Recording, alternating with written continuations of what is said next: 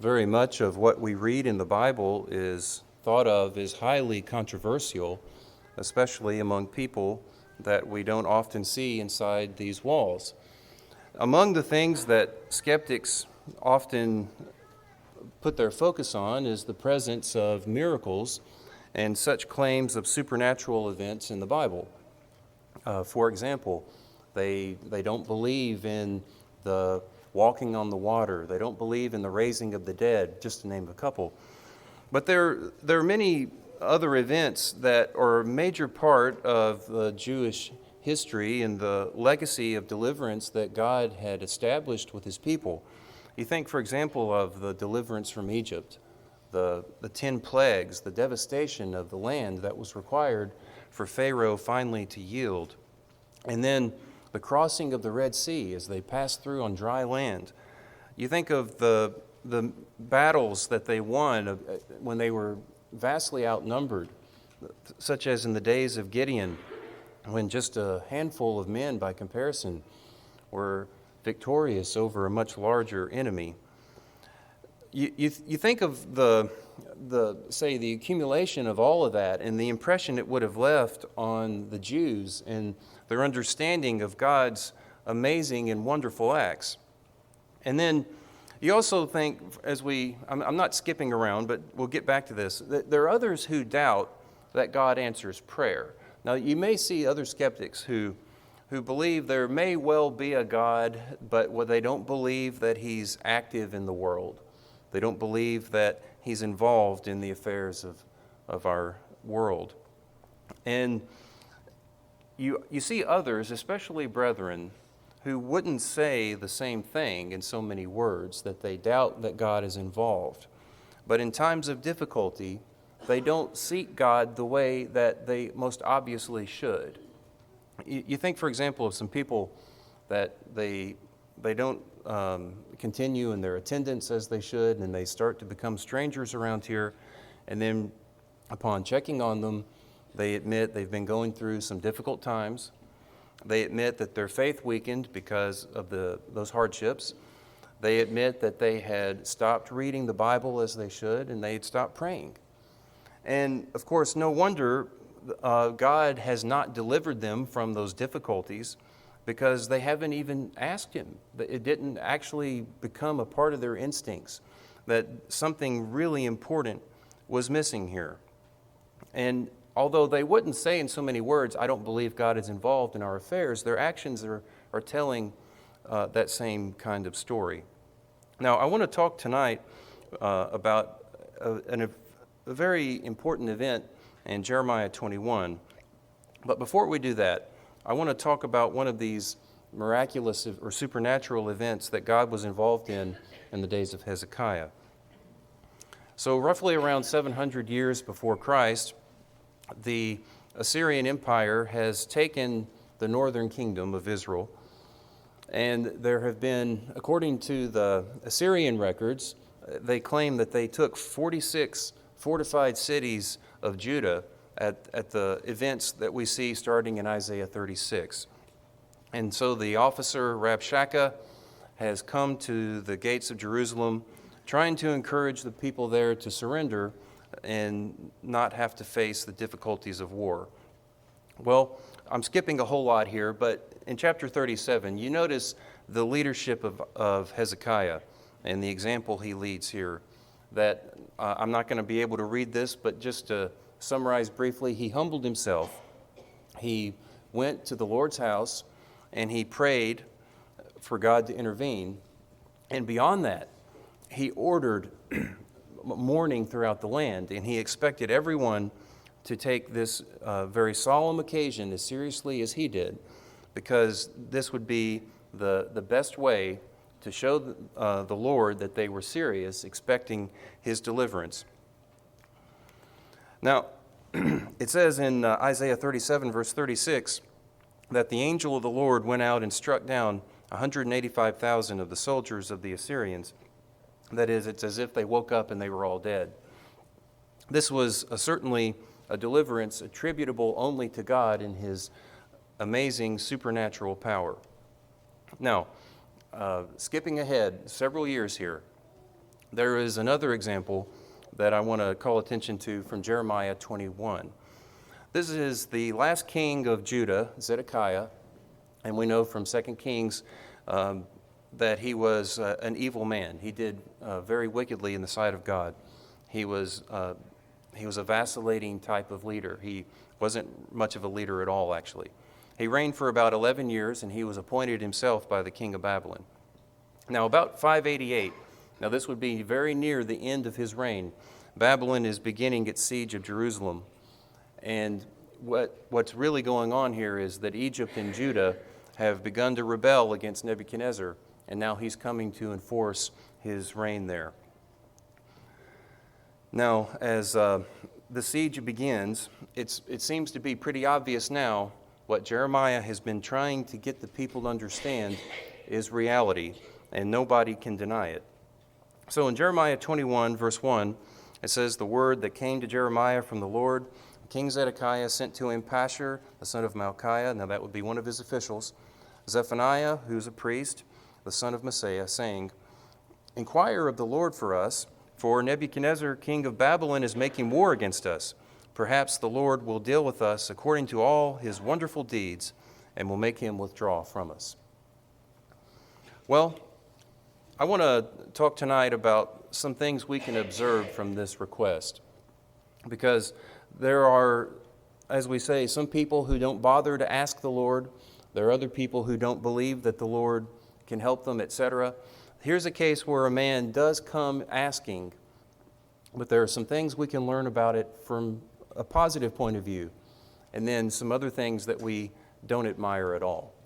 Let's start with the positive first, because not everything that's going on here is inappropriate. First of all, it's the realization by God's king here over the land that eventually all human resources will fail and only God can save. Now this is an attitude that each one of us need to have reinforced. Instead of trying to face your difficulties alone, you have to realize only God can save. And how amazing it is that we have a God who pledges to be so near whenever we need him. You think of the special benefits for the nation of Israel. And Moses spoke of this in Deuteronomy.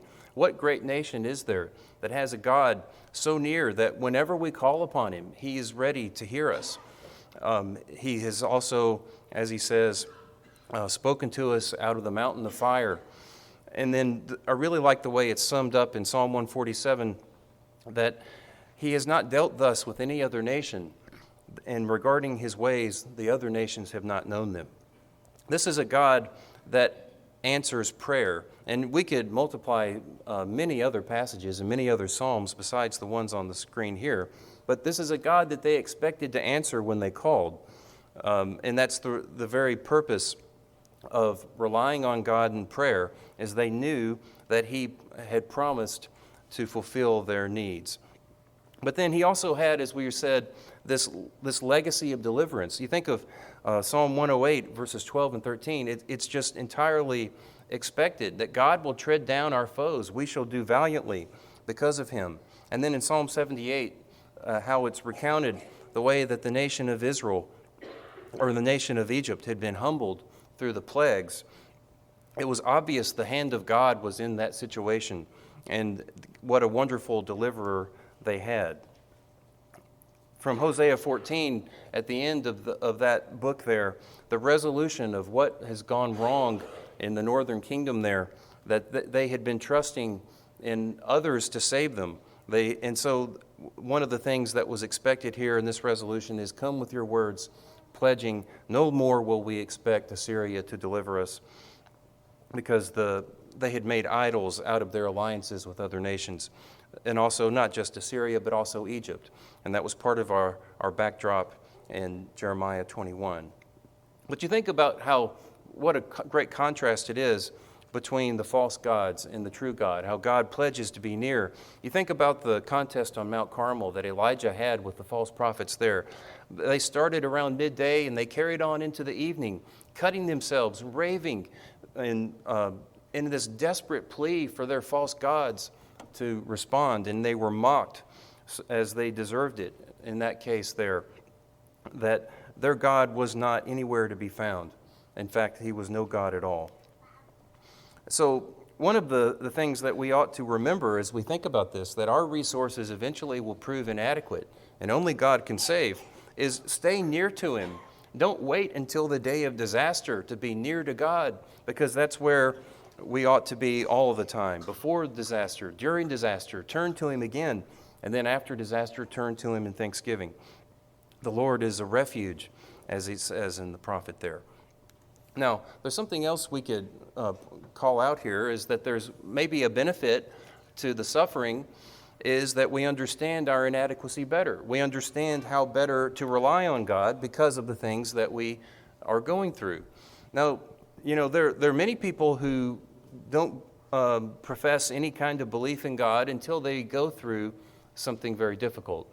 They say there are no atheists in foxholes. Well, I think there may be something like that going on in Jeremiah 21.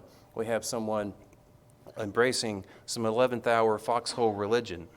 But you see, if people try to point out or try to emphasize the non-existence of God because of people suffering, which is something that is often claimed, that the suffering of people proves that God is not active or God is not there, etc. Well, on the other hand, most of the time, people are not willing to listen until they've been brought to their knees. Until they've suffered a little bit, then sometimes things change. And God tries to reach out in other ways, and sometimes this is the only way that can penetrate the hard hearts. Unfortunately, it may come to that for a lot of people. It may well come to that for our nation. But Psalm 78, verse 34, when he smote them, then they repented, and then they sought God earnestly. Now, there's also a pattern here that we can observe throughout the Old Testament, and just kind of trying to blend all of that up in a few words.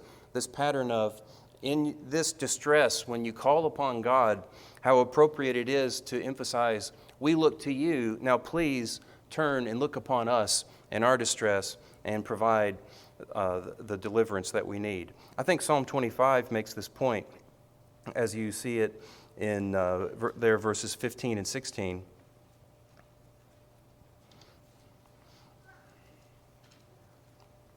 It says, my eyes are ever toward the Lord, for he will pluck my feet out of the net. Now turn to me and be gracious to me, for I am lonely and afflicted. Psalm 123, verse 1, to you I lift up my eyes, O you who are enthroned in the heavens. Behold, as the eyes of servants look to the hand of their master, as the eyes of a maidservant to the hand of her mistress, so our eyes look to the Lord our God till he has mercy on us. That as we continue to look in God, in our reliance, until he turns to us in his kindness and provides the deliverance that we faithfully expect. Now, as we say, not everything about this impresses us at all. In fact, there's something about Zedekiah's request that really rings very hollow. Something really bothers me about the way that he's doing this here. For one thing, the invasion is imminent, as in Babylon is on the doorstep. So why now? Because Jeremiah has been trying to get through to him for years. And they wouldn't listen because they trusted other means to save themselves, or else they just simply didn't believe that it would come to this. Now, for one thing, well, just in passing, as Jeremiah had been working there, it mentions in Ezekiel 21 that instead of responding to the preaching and the message they had heard, they fortified Jerusalem. In other words, they doubled down. They dug in their heels, and they thought even more that they could deliver themselves. And how familiar that sounds, even to people today.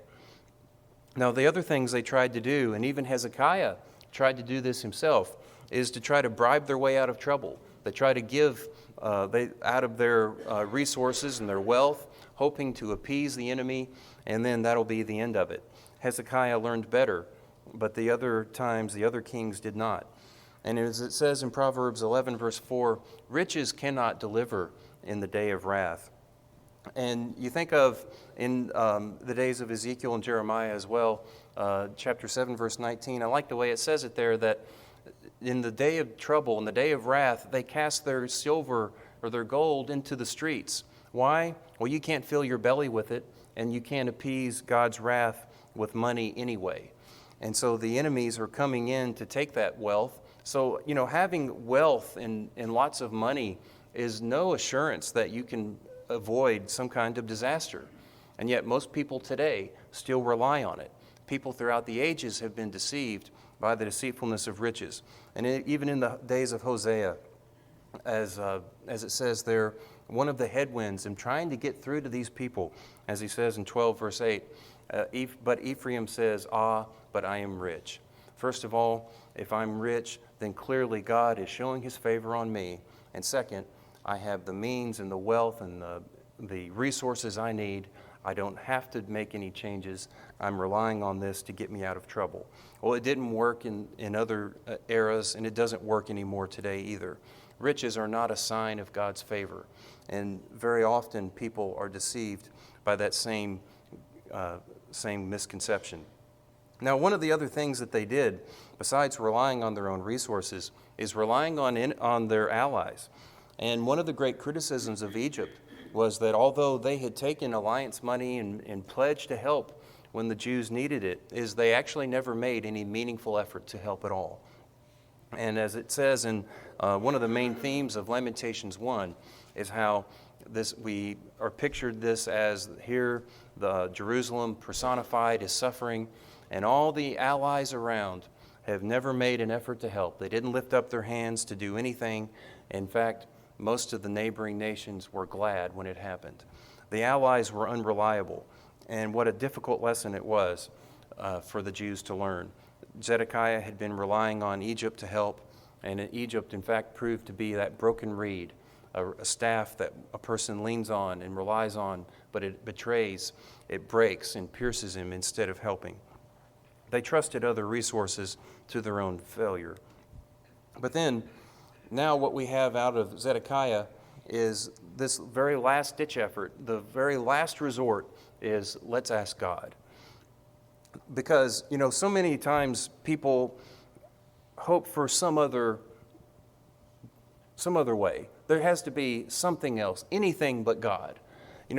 Even people who believe that there's a need for morals to have a civilized society, they don't profess any kind of belief in God, but they try to profess, this all happened by natural processes, by survival of the fittest, and yet they try to impose some kind of moral thinking in spite of it. It doesn't work. There is no such thing. People find that this is very empty when it comes right down to it. And it reminds me of another king, 1 Kings 14, a case where Jeroboam, the first king of the northern tribes, had his son fall sick. And he had abandoned God many years ago. And as the prophet ends up telling him there, you cast God behind your back. You embraced idolatry. Why do you come asking him now to show his favor for you? Well, that's an interesting occasion in that chapter there, 1 Kings 14. But in so many ways, people in our era have cast God behind their back. As it says in Romans 1, that people that don't see fit to retain any knowledge of God, and then in Nehemiah and then Ezekiel, a couple of passages that make a very similar expression, that you've cast God behind your back. And now, what is it that brings you back to his doorstep now? You're desperate, and now you call upon him because all these other resources have proven to be unusable. People often make idols out of human institutions. It doesn't have to be a bowing down to a literal image, but they trust in their army. They trust in their riches.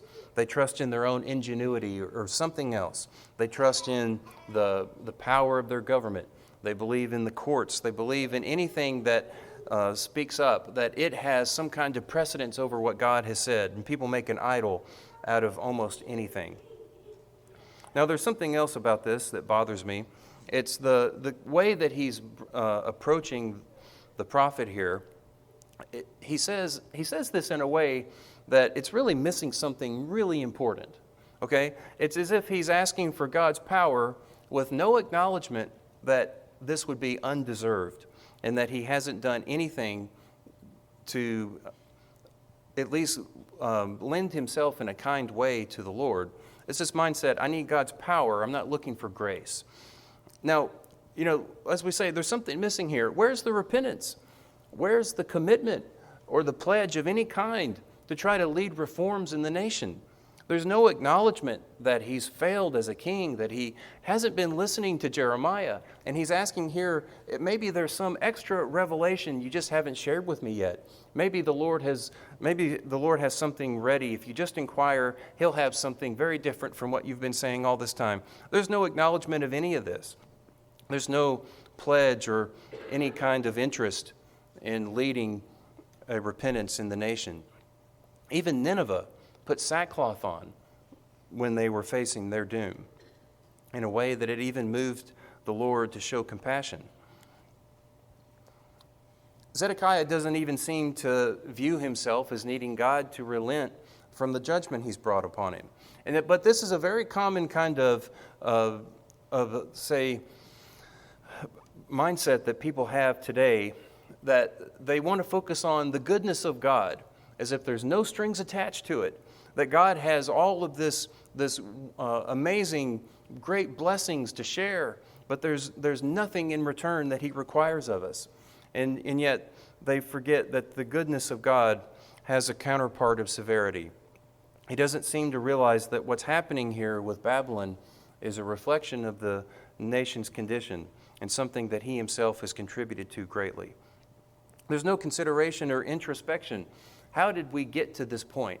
Instead, he just comes with this mindless request of the prophet. Perhaps God will just perform some amazing act and get us out of this trouble.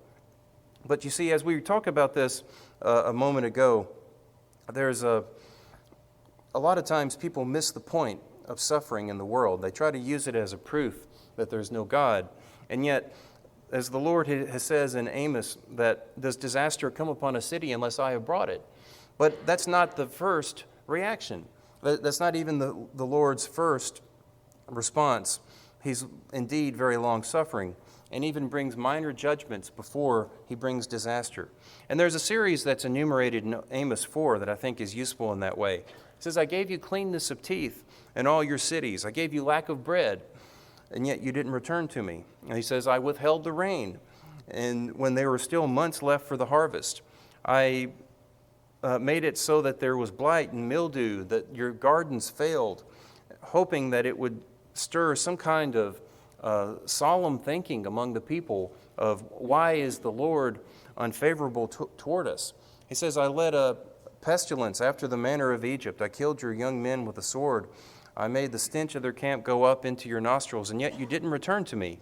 And then even more severely in verse 11, I overthrew some of you as when God overthrew Sodom and Gomorrah, and you were plucked as a brand out of the burning, and yet you didn't return to me. You see, these minor tragedies ought to have stirred something, some kind of introspection, but unfortunately it didn't. And Judah is in the same condition here, because hard-heartedness is not the time to use minor tragedies. And the hard-heartedness we see out of the king and out of the rest of the nation here requires measures that are much more severe. It says in 2 Kings 24, regarding this same time period, that Jerusalem, and starting with especially Manasseh, had filled the land with innocent blood, and the Lord would not pardon. In 2 Chronicles 36 has in verse 16 one of those editorial comments that are so valuable as you read these historical books. It says that they kept mocking the messengers of God. They despised their words, scoffing at the prophets, until the wrath of the Lord rose against his people, until there was no remedy. The Lord said, even if Moses and Samuel stood before me, they couldn't turn my wrath away. And so the devastation of what they all went through there is really summed up quite well in Lamentations. As you see in Lamentations 1, verse 20, that the rationale for all of this is, as is personified there, I have been very rebellious. And then the measures that are needed are so devastating. Lamentations 2, verse 9, the gates have sunk into the ground, the bars are broken, the king and princes are among the nations, the law is no more, and the prophets find no vision from the Lord. These are measures that were so unnecessary if the leadership and if the people had just turned to the Lord instead of being so stubborn and so hard-hearted. It seems as if Zedekiah's approach here is like what you hear people say in a very flippant way, but it's like the very first occasion I could put my finger on here. It's like he's saying, I'm just praying for a miracle. And a lot of times people say that, and they don't really mean miracles as we would understand them from the Bible. But as you think about just, say, the very words that people use there, that's Zedekiah's mindset, that he's just praying that God will be willing to do one of his amazing and wondrous deeds. Please bail us out with a miracle, but with no strings attached, please. We can't take that. Something else that bothers me about this is this mindset of just that expects God's response to the suffering just because we deserve it almost. It seems as if it would be a surprise to Zedekiah if there was no such response on God's part.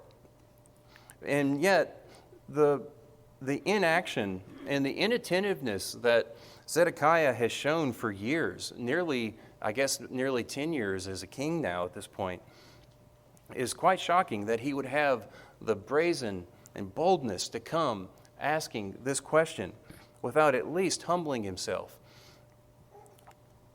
This is not uncommon even in our society today. Many people view God as the source of blessing, but they don't want to hear anything about requirements. Now, it ought to be pretty obvious to such that any type of relationship is going to suffer when a commitment is expected to be on a one-way street. You see, if God has to jump at our beck and call, and every time there's something that we need, he must deliver instantly, well, does that not make us more of the God than he is? It's as if God created us so he could serve us, and yet it's quite the other way around. Many people focus on their happiness, and they try to justify their lifestyles by saying, after all, God wants me to be happy. I don't find that verse in the Bible. God doesn't want you to be happy so much as he wants you to serve him. In fact, he wants you to be happy serving him. And indeed you will with the right spirit.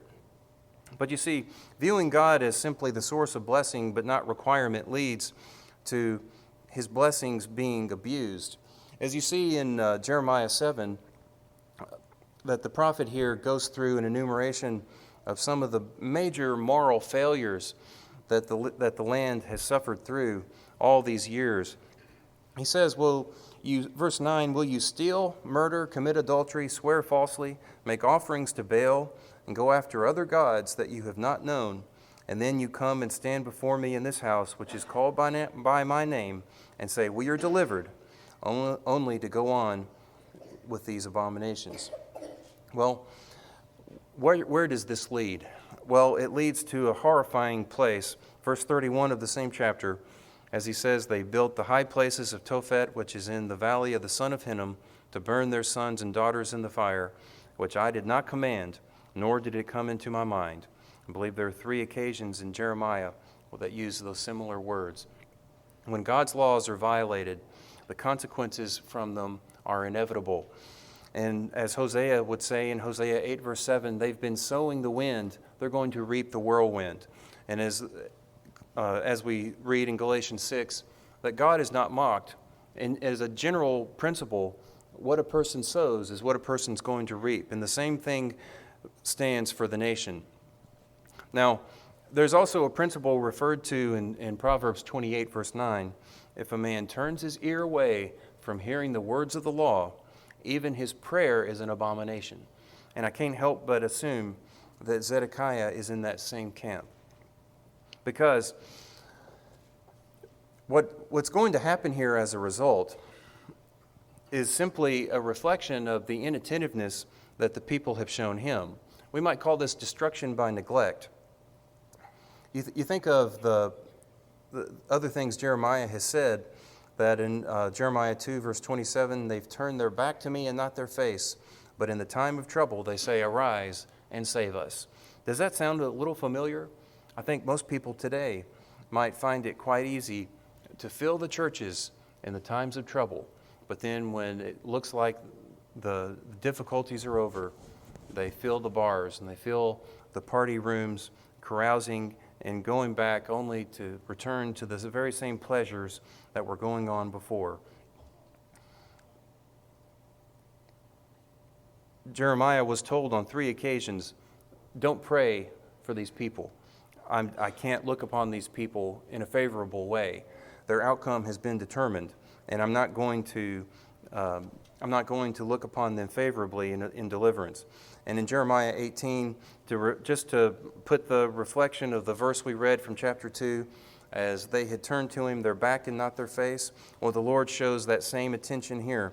Jeremiah 18, verse 17, like the east wind, I will scatter them before the enemy. I will show them my back and not my face, and the day of their calamity.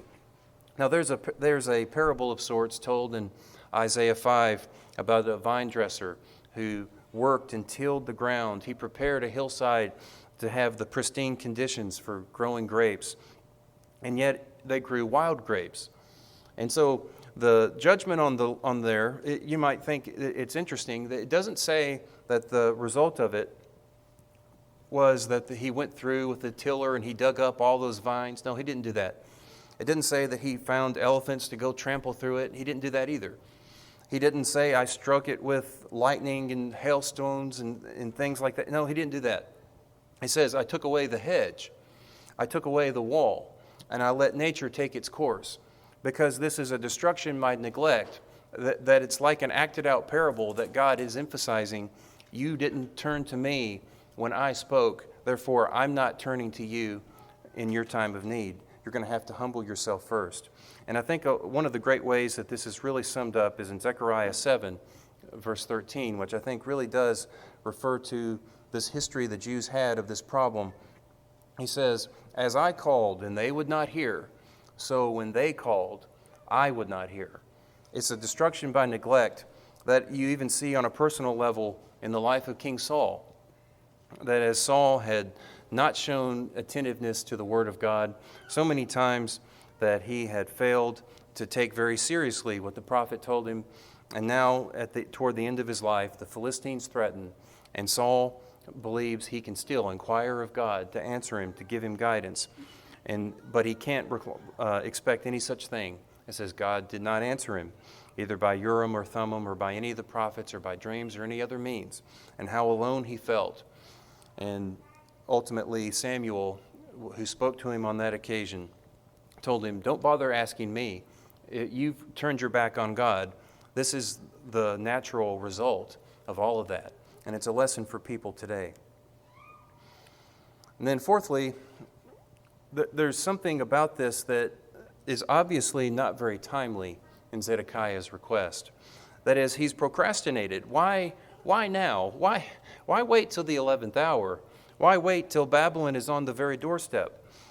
And it's as if he simply didn't believe that this was going to happen, or else he wasn't moved to act when it was timely enough. And not everybody who fails to respond to the gospel does so because they don't believe it. Sometimes it's just because they haven't been moved enough to act. It hasn't penetrated their heart enough for them to realize their condition, to view it with the urgency that they need. Because one of the great tragedies is when a person doesn't call upon God when he's near, when there's opportunity, and when there's time to act. And you think about the general principle referred to in Ecclesiastes 8, verse 11, as the wise man says there, that because the sentence of an evil deed is not executed speedily, the hearts of the wicked are fully set upon them for more evil. God's long-suffering ought to spur repentance, and that's the purpose of it. And yet, so many times people spurn these opportunities and they don't act upon them when they have the chance. Amos also talks about this same kind of attitude that sounds very much like our modern society. People, he says, woe to them who lie on beds of ivory, stretch themselves out on their couches. They eat lambs from the flock and calves from the midst of the stall. They sing idle songs to the sound of the harp, and like David invent themselves instruments of music, who drink wine in bowls and anoint themselves with the finest of oils, but they're not grieved over the ruin of Joseph. And so therefore they should be among the first of those who go into exile. You see, when the prophet was trying to reach them, they were too busy with their partying. They were too busy with their comforts. And I'm afraid there are a lot of people today who are simply too comfortable to act when they have opportunity. But you see, there is no assurance of more time to repent. You see, most people have the attitude like the rich fool that Jesus spoke about in Luke 12. A man who thought he had his future all mapped out. He had many years of eating and drinking and making merry, and yet the Lord says, your life is required of you this night. And yet, as there's also so many others who haven't learned that lesson, the lesson referred to in James, that your life is but a vapor, and you need to make provisions for what will you do when that life has passed on from here. You don't have assurance of unlimited time to repent. So when you have that opportunity, you must seize it, and you must act upon it. Delayed responses are devastating.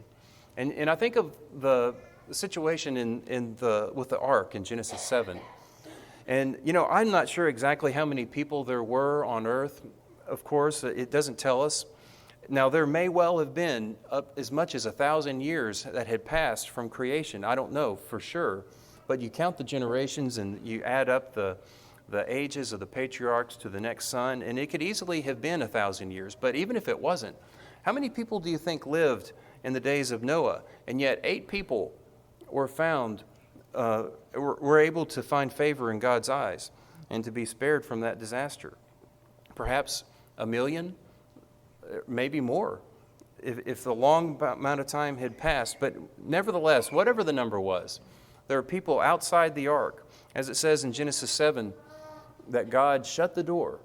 And of course, it's obvious to us when God closes a door, there is no expectation that we can simply get it open again. When God closes, no one can open. And even though there may be all these millions, perhaps, who beg and plead because now they're ready to do something, because they had shirked the opportunity before, but now they take it seriously. I'm afraid that we don't have a pattern of God opening the door back up when that time has passed. And this was a difficult, painful lesson for Zedekiah to learn, because this is a very important time for him. Now, he wasn't denied merely because he didn't ask in the right way. I'm afraid that this was a battle and an outcome that had been determined and had been brewing for quite some time. Now, here's the response the prophet makes here in Jeremiah 21. Jeremiah said to them, "Thus you shall say to Zedekiah, Thus says the Lord, the God of Israel, Behold, I will turn back the weapons of war that are in your hands, and with which you were fighting against the king of Babylon, and against the Chaldeans who are besieging you outside the walls. And I will bring them together into the midst of this city. I myself will fight against you with outstretched hand and strong arm, in anger and in fury and in great wrath. And I will strike down the inhabitants of this city, both man and beast. They shall die of a great pestilence." You see, this is a bit inevitable because of the way the nation has failed to reform all these years. Jeremiah has been preaching, and nobody has been taking him seriously. The nation and its king have failed to be serious. And as he says in Jeremiah 6, verse 16, the Lord says, "Stand by the roads and look and ask for the ancient paths, where the good way is, and walk in it. Find rest for your souls." But they said, "We will not walk in it." I set watchmen over you, saying, "Pay attention to the sound of the trumpet." But they said, "We will not pay attention." Therefore, hear, O nations, and know, O congregation, what will happen to them. Hear, O earth, behold, I am bringing disaster upon this people, the fruit of their devices, because they have not paid attention to my words. As for my law, they have rejected it. You see, this has been brewing for quite a while. And these are people that are described as having eyes that see, eyes that see not, and ears that don't hear. The prophets prophesy falsely. The priests rule at the direction of the people, and the people love to have it so. This is a critical time for Zedekiah, because nations are judged in time, souls are judged in eternity. The outcome of the city and the nation here has been determined. But there's still a soul, a precious soul in the eyes of God, that is still at stake. Nevertheless, Zedekiah is still not serious. The siege, as it begins, we see Zedekiah still hasn't yielded anything. It has not moved him to act, not even to plea for God's forgiveness on him personally, in spite of seeing Babylon on his very doorstep. And for a little more background on just how dense this leader was, you might see chapter 37. Well, let's just make a few brief observations here about similar failures that people make, and then we'll wrap this up. You see, a lot of people don't ask God because they don't assume He's able to do something for them, or it maybe doesn't even occur to them to ask. As we were saying, sometimes people go through very difficult times, and then when you see that their faith has weakened, and they admit, I haven't been praying, of all things. And yet, this ought not to ever happen among God's people. Jeremiah 32, verse 27, he asked the question, is anything too hard for me? And yet, a lot of people don't seem to even think, why not take this to God? He says, call upon me in the day of trouble. But you see, there, even in the days of Jesus, even though he had worked many miracles, he had taught and shown himself to be the Messiah. Mark 5, verse 35, this is the occasion when the ruler's daughter had died, and people were weeping, and they said, why trouble the teacher anymore? You know, it's too late now. It's too late for Jesus, is as if that's their attitude there. And even startlingly in John 11, as Mary and Martha were grieving on the occasion of Lazarus, they both had the instincts to say, if only you had been here, my brother would not have died. And surely he could have prevented him from dying, but he certainly was capable of doing more than that.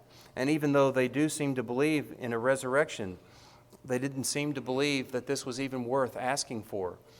You know, is there anything too hard for God? It ought to build our faith. And even in one of the criticisms in James 4, verse 2, is that people who don't receive, he says, you didn't ask. Now, other times they didn't receive because they asked amiss, and they asked only to enhance their own pleasures, and there were other issues there. But one of the great criticisms is just even the failure to ask, and this ought never to be part of the instincts of the child of God. Now, just like Zedekiah, people often ask, but without any conviction to obey. Now, this is also very similar to the attitude of those in Jeremiah 42. Some of the ones after the city fell, they came asking Jeremiah, what do we do now?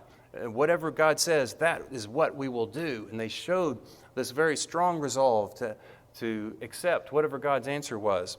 But you'll see if you read the chapter there, their heart was in a very difficult or a very different place. And it's not unlike the ones who came to Ezekiel in captivity and asked him, should we set up a place of worship here, it would seem. And then really the Lord says, I'm not going to be inquired of by you because you have idols in your hearts. First get the idols out of your hearts, then we can talk, if you will. And yet there are a lot of people today that have idols in their hearts.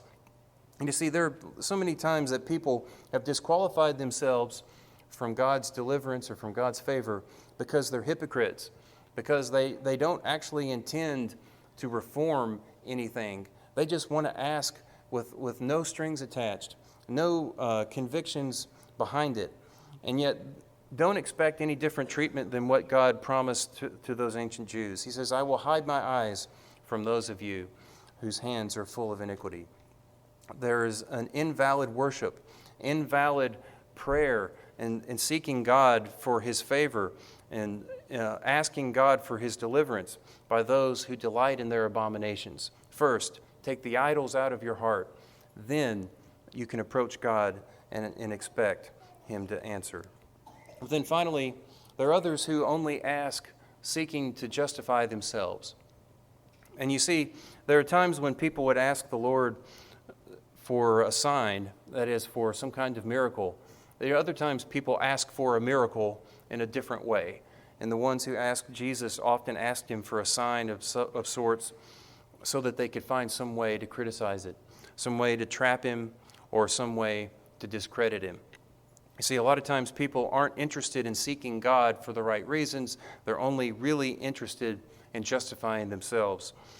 Many people study the Bible in this way. They look for some kind of loophole. They're looking for contradictions. They're looking for exceptions to the rule, and they're going to emphasize whatever that exception they think they found might be. They look for liberties, but they're not looking for regulation. You see, this is the same kind of people who came to the Lord asking Him for His advice, for what would He have to say about our obligations here in paying tax money. He says, "Why do you put me to the test, you hypocrites?" I would shudder to think the Lord would ever look upon one of us who study the Bible looking for some kind of loophole, some kind of contradiction, something to justify the lifestyle that I already want. Don't put me to the test, you hypocrites, the Lord says. Or as the lawyer that was testing Jesus said, well, who is my neighbor? You know, it's as if it should be entirely obvious to us. There's a totally different spirit the Lord expects when you come asking for His counsel, instead of a person who comes looking for some kind of exception to the rule or some way to justify what I already believe. Well, I hope in some way that our study tonight has been useful to us, but I also hope that there are those who may need to respond to the gospel, that they'll take very seriously their condition.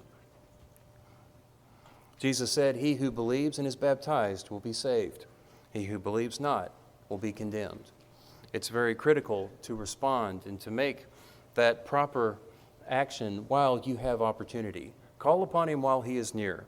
Don't wait until disaster is on the doorstep. But then again, there are others who have done this and they've turned away from the Lord. And just remember, if you turn to Him your back and not your face, don't come expecting Him to answer your beck and call with no strings attached, no repentance, no pledge for reforms. If there may be some way that we can help you, please come while we stand and sing.